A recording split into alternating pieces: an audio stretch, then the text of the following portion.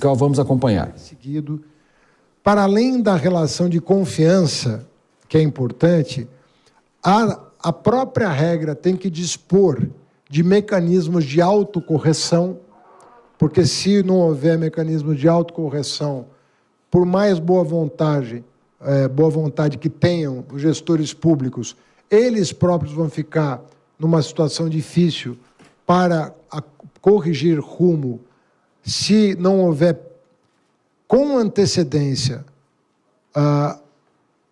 o mecanismo de correção, como é que será feita a correção.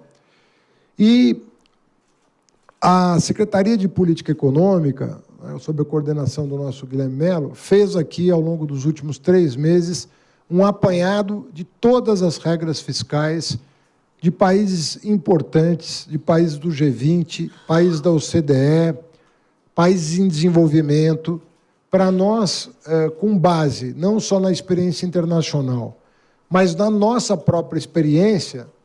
Nós estamos aí desde 1994 com uma moeda estável, que tem resistido ao tempo do que diz respeito aos efeitos inflacionários da corrosão do seu poder de compra, e isso tem sido uma coisa importante para a gente manter a nossa estabilidade monetária.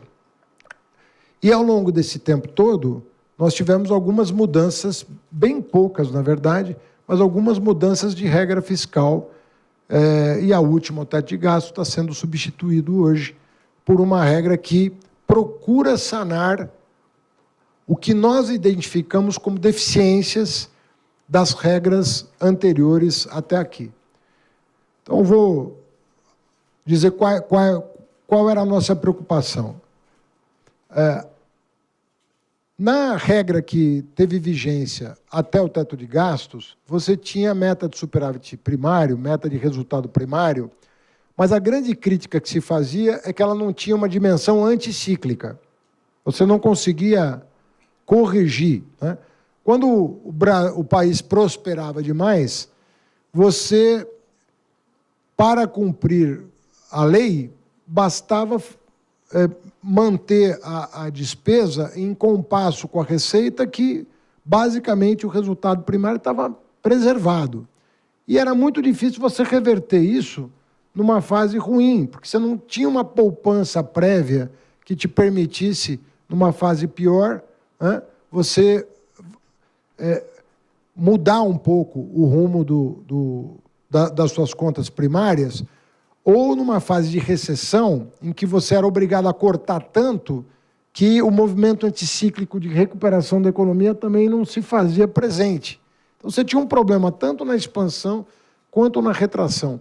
Por que isso é importante? Isso é importante porque, para as famílias brasileiras, elas querem ter a segurança de que aqueles serviços públicos de saúde, de educação, de assistência, que são caros, porque compõem, de certa maneira, a renda da família. Uma família que não tem plano de saúde, que não tem escola particular, a renda dela, de certa maneira, se compõe também desses serviços públicos que são universais do Brasil e que tem que manter oferta e qualidade no patamar estabelecido pela nossa Constituição. Então, o próprio investimento, aí investimento no sentido estrito da palavra, o investimento também ficava muito prejudicado nesses momentos, porque você tinha uma contração tão forte que você abandonava obras, como aconteceu agora, as milhares de obras paradas, porque você não tinha mecanismos anticíclicos que permitissem, por exemplo, você terminá-las, pelo menos, para que você não tivesse o desperdício do dinheiro público. Então, todo mundo, com razão, reclamava muito, de que você não tinha mecanismos de ajuste que dessem ao gestor público condições de gerir a coisa pública da maneira mais eficiente possível, sobretudo pensando nas famílias de mais baixa renda, que dependem mais do Estado, para manter a sua qualidade de vida, às vezes num patamar ainda muito inferior ao desejado e ao ambicionado pela sociedade brasileira. Então, a primeira preocupação era de estabelecer um mecanismo que corrigisse essa distorção. E a outra coisa, o mérito da LRF é que foi cumprida diligentemente pelo presidente Lula ao longo dos anos, era justamente que você dava uma sustentabilidade fiscal para o país que permitiu a dívida pública cair drasticamente nos seus 8 anos de governo, né? Lembrando que a dívida líquida estava muito parecida com a situação atual. E nós conseguimos equacionar esse problema de maneira muito exitosa. A situação mudou e há aspectos importantes para melhor, como é o caso da dívida externa brasileira, né, que à época era um problema e hoje não é. As reservas cambiais brasileiras estão aí, o pré-sal está rendendo cada vez mais dividendos aí para a União em virtude do sucesso da exploração,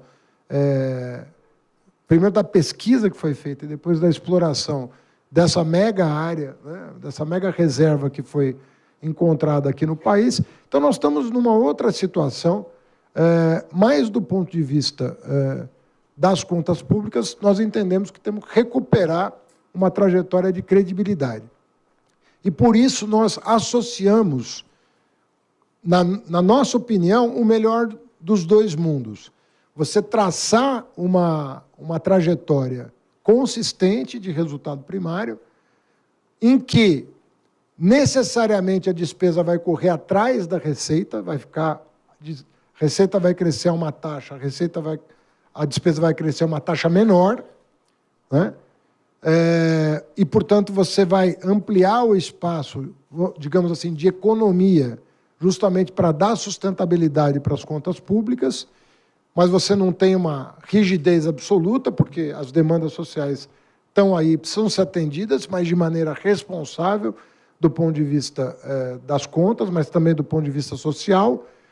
E essa diferença entre o incremento da receita, e muita gente, eu verifiquei nas redes sociais, muita gente perguntando, mas isso você pode inflar a receita para fazer um orçamento mais inflado do ponto de vista da despesa. Não, porque a receita a variação de receita que vai ser observada é a que fecha em julho do ano, antes da remessa do orçamento para o Congresso Nacional.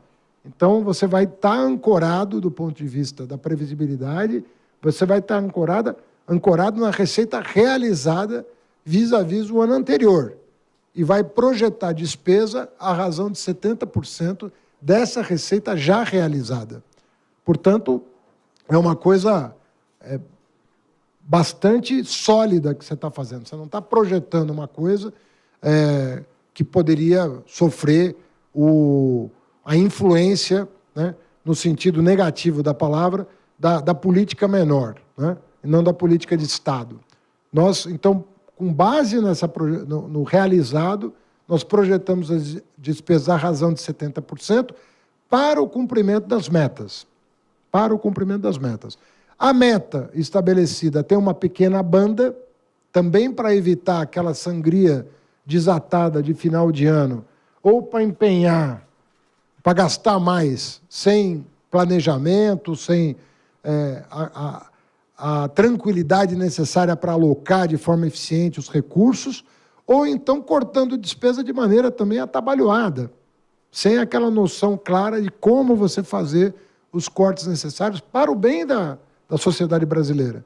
Então, as metas de resultado primário têm uma banda de 0,25% do PIB, justamente para você acomodar essas tensões de final de exercício. Então, fica uma execução orçamentária para minha colega Simone Tebet muito mais racional, como, aliás, é no mundo.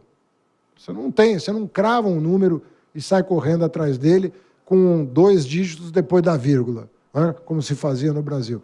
Você acompanha uma trajetória. E se, porventura,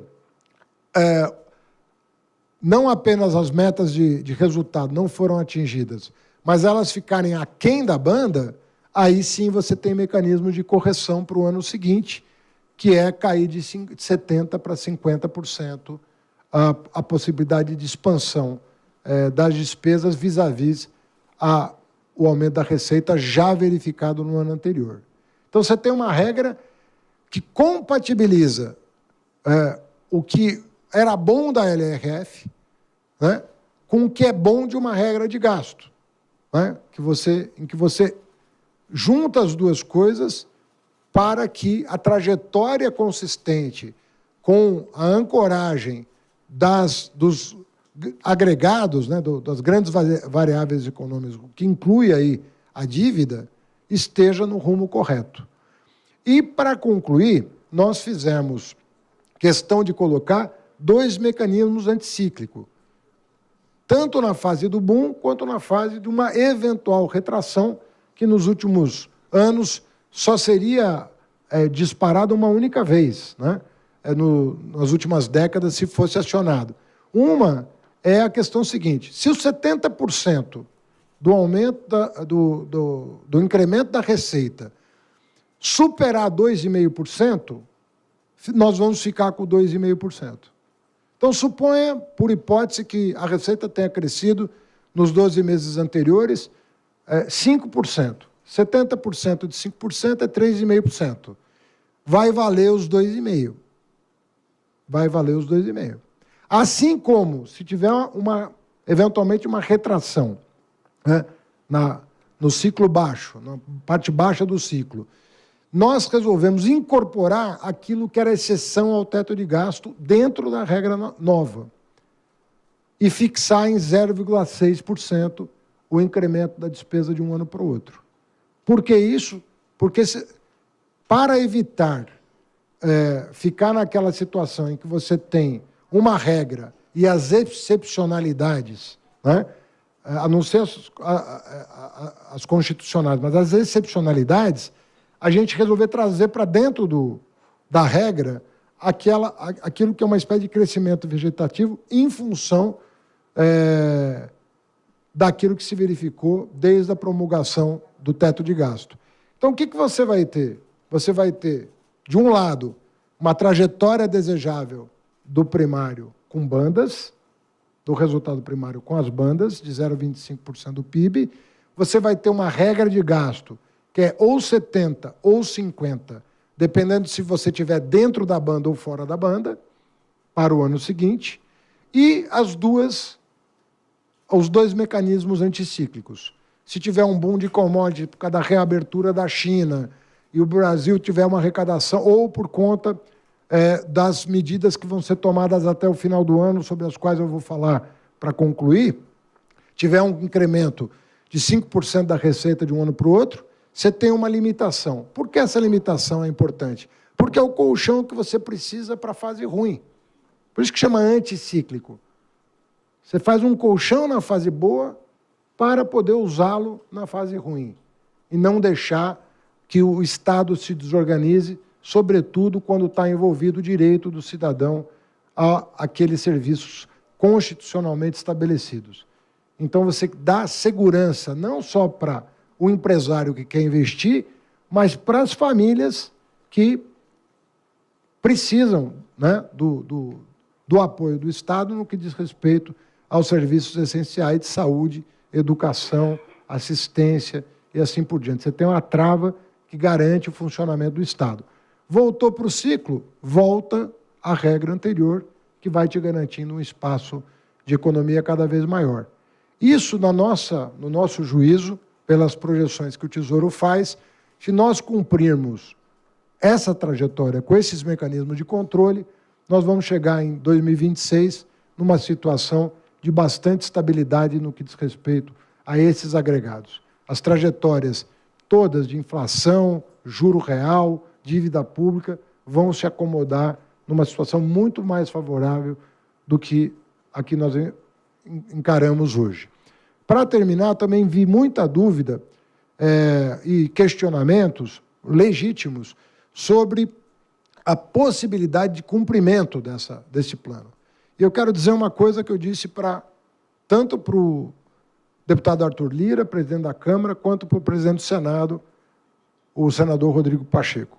Eu disse para eles o seguinte: esse plano tem um pressuposto. Porque todos me perguntaram, vai haver aumento da carga tributária? Todo mundo me pergunta isso. Depois que viram o arcabouço, fala, é consistente, mas nós queremos saber se essa consistência implicitamente exigirá um aumento da carga tributária. Se por carga tributária se entende criação de novos tributos ou aumento de alíquota dos tributos existentes, a resposta é: não está no nosso horizonte. Não estamos pensando em CPMF, não estamos pensando em acabar com o Simples, não estamos pensando em reonerar a folha de pagamento, não é disso que se trata, né? Folha, inclusive, está na fase 2 da reforma tributária prevista para o segundo semestre. Não é disso que se trata. Do que se trata, portanto, lembro a frase do presidente Lula durante a campanha: meu governo vai colocar o pobre no orçamento e o rico no imposto de renda. O que significa isso na prática? Significa que nós temos que fazer quem não paga imposto pagar. E nós temos muitos setores que estão demasiadamente favorecidos com regras que foram sendo estabelecidas ao longo das décadas e que não foram revistas por nenhum controle de resultado. Muitas caducaram, do ponto de vista de eficiência, precisam ser revogadas, e nós vamos, ao longo do ano, né, e já começando na semana seguinte à apresentação do arcabouço, nós já vamos encaminhar para o Parlamento as medidas saneadoras que vão dar consistência para o resultado previsto nesse anúncio. Sim, nós contamos, portanto, que aqueles setores que estão muito beneficiados, ou setores novos que sequer estão regulamentados, né? Falava-se muito lá na Câmara e no Senado sobre essa questão das apostas eletrônicas, que vai ser regulamentado. Mas esse é um item de uma lista extensa de benefícios indevidos, de fraudes, de todo tipo de coisa que vocês possam imaginar, que vão ser revistas para fechar os ralos do que a gente chama de patrimonialismo brasileiro.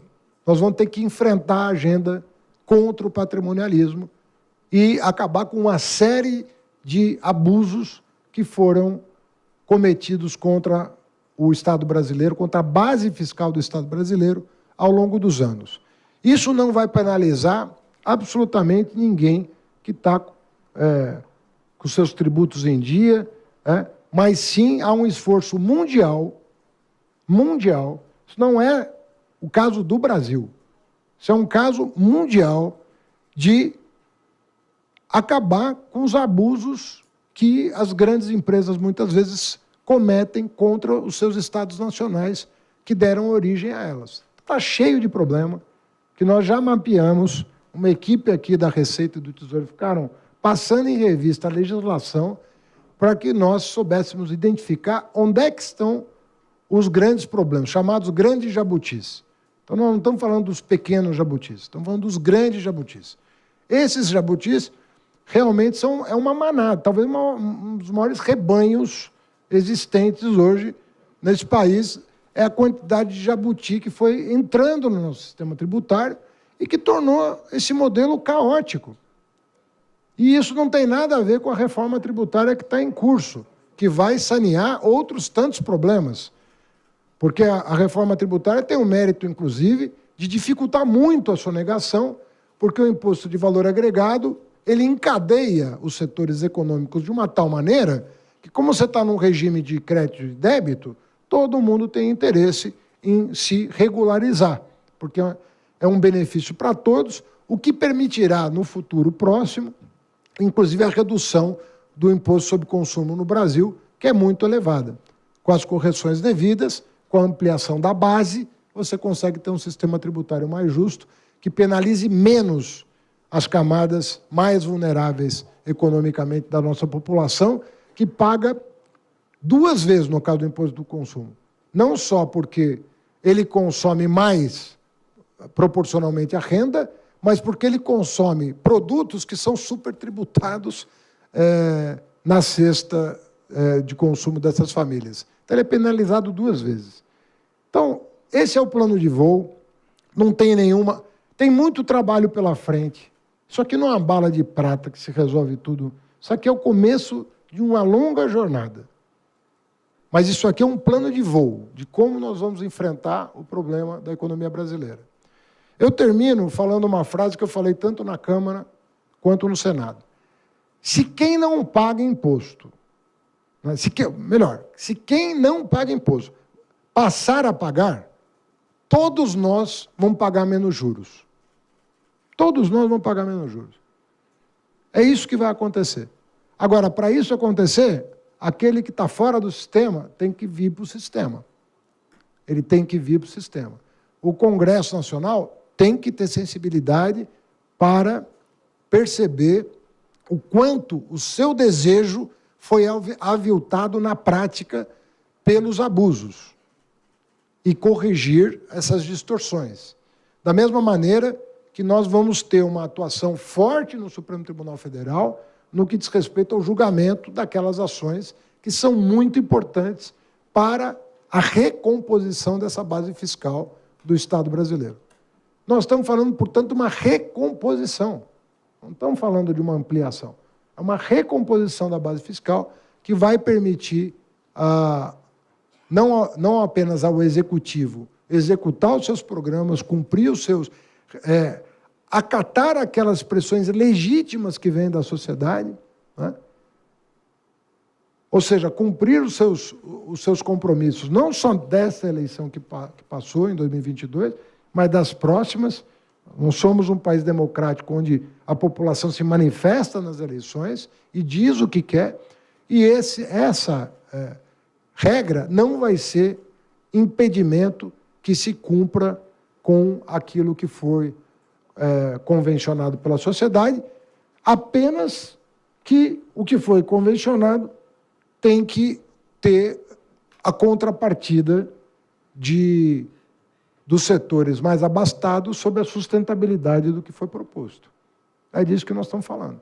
Então, nós precisamos efetivamente combater essa tendência patrimonialista de apropriação do Estado brasileiro, para afastar isso de uma vez por todas, e eu penso que nós estamos no momento correto de fazer isso. Quer dizer, falamos que é o momento correto, não falar dos 100 anos que nós podíamos ter feito isso já, mas nós estamos num momento incontornável de fazer isso. Nós não temos alternativa. Nós não temos alternativa. Ou a gente traz esses setores, e não estou falando de setores da economia popular, eu estou falando de grandes setores que estão à margem, né, do sistema, e que é uma preocupação mundial com eles. Tivemos nos Estados Unidos agora taxação das big techs, das grandes corporações no chão, tudo indo para paraíso fiscal, tudo.